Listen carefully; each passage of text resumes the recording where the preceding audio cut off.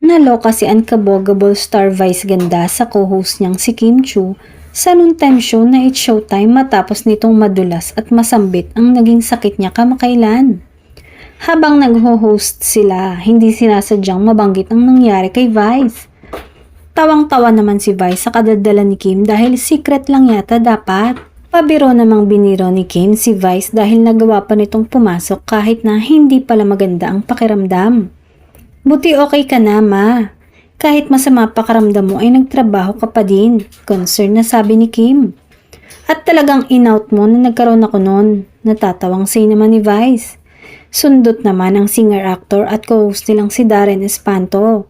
Dapat daw hanggang GC o group chat lang ang usapang yon. Payo naman ni Vice Ganda sa madlang people. Dahil nasabi na rin ni Kimi ang naging sakit niya, mag-ingat daw ang lahat at siguraduhin hydrated lagi para iwas sa pagkakasakit. Maging sa mismong ABS-CBN, dinog show si Kim at ibinahagi ang kanilang kwelang linyahan sa Showtime. Yung dapat secret lang pero ang daldal ni friend. Tuwang-tuwa naman ang madlang people dahil nakaganti na din umano si Kim kay Vice dahil palaging binubuking ito sa Showtime.